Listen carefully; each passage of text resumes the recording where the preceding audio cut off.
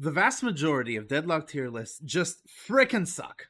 So it's some E6 guy talking about what he thinks does not reflect anything about what you're seeing at your rank, and also has a lot of internal biases. So if I were to make my own tier list, this is what it would look like.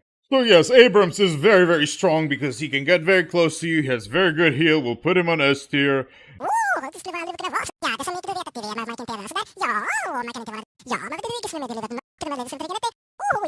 And finally, Yamato is S tier because she can just destroy me. Thank you. So we came up together as a community and came up with not one, not two, but 4 entire tier lists. The first one is meant for Initiate to Arcanist, the second one is meant from Emissary to Phantom, and the third one is meant from Ascendant to Eternus. What is the fourth one, you ask? Well, it's just about how well these heroes are doing in our very own challenges in the Glutensnake channel.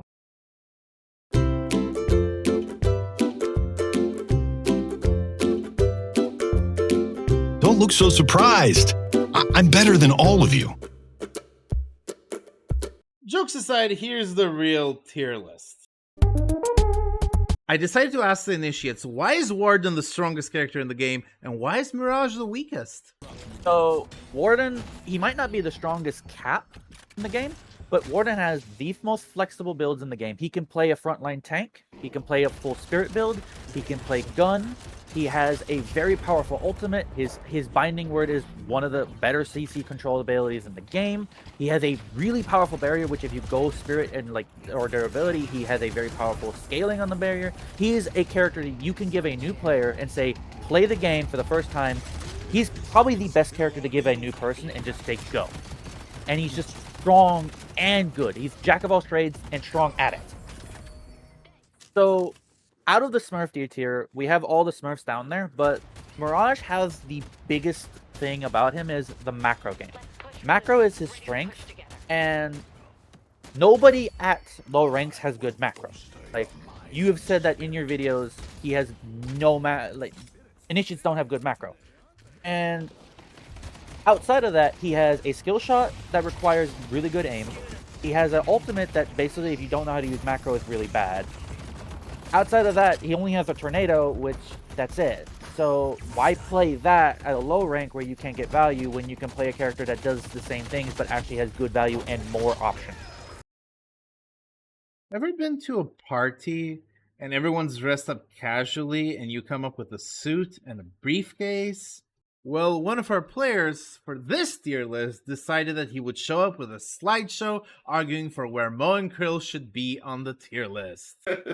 I am becoming content. It's time. Alright, so this is my opinion on where Mo and Krill ranking should be in the Initiate to Phantom.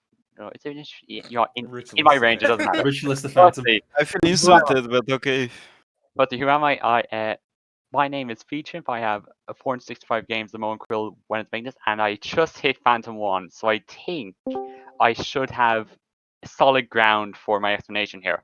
In terms of other characters I play, I usually play Billy when I don't get Mo and Krill, although that happens very rarely. I used to play support characters. So where do I think Mo and Krill should go? He should go middle of B, low A tier. Okay?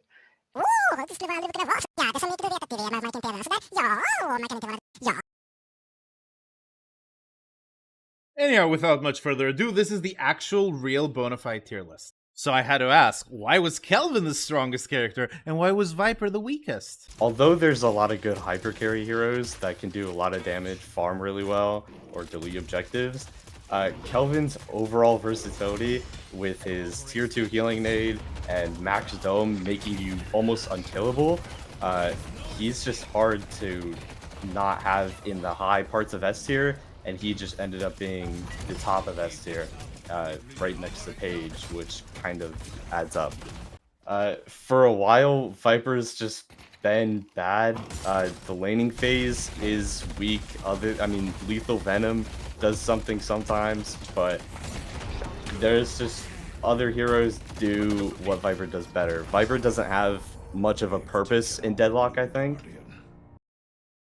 Imagine that the Eternus players created a fake tier called Viper tier, where they put the worst hero in the game, aka Viper. What other hero do you think would be at Viper tier? Take a guess. Take a wild fucking guess. Buff McGinnis, why are you doing this to me, Valve? Yoshi, please buff. Thank you. Anyhow, here is the actual tier list. So, as you can see, Viper is again at the bottom, but we do have a new top hero. Let's hear the Eternus talk a little bit about their choices. Yeah, this hero, completely stupid in terms of damage and utility it provides. The ult is, it's ever since, it's just such low cooldown for absolutely no reason.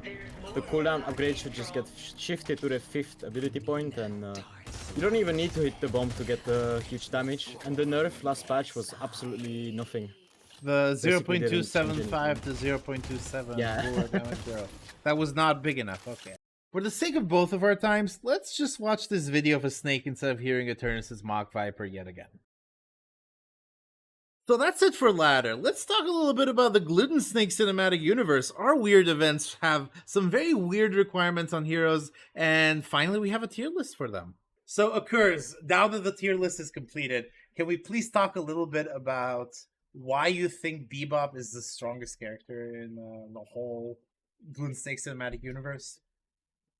Yeah, so in the Glutenverse, I think Bebop is by far the strongest character, because Bebop right now, maybe not, but I think his legacy just carries him to top of S. Because, I mean, Prime one-trick Bebop was unstoppable. It was just win after win after win, because Prime one-trick Bebop just got basically infinite stacks on that bomb. Because, as a lot of you know, every single time a Bebop got a kill with a bomb, it would give the stack to everyone on the team, even if they didn't participate in the kill. I'll talk about why Haze sucks, Occurs. So, Haze's fixations override one another, which makes her really, really, really bad at any sort of event where there's multiple Hazes. A one-trick championship being the most prominent one, but even in other events, even events where there's been just one Haze, Haze has consistently underperformed. Haze is already kind of meh in the game, but once you put her in like a special set of circumstances, she really loses what little of her charm she has left. And by God, does the Glutensnake cinematic universe have a lot of special sets of circumstances. Did any of the tier lists surprise you, shock you? Do you feel any of the characters was overvalued and undervalued? You should leave a comment below. And do not forget to like and subscribe. And check out the rest of our content. We don't only do tier lists, you know? Have a good day, everybody.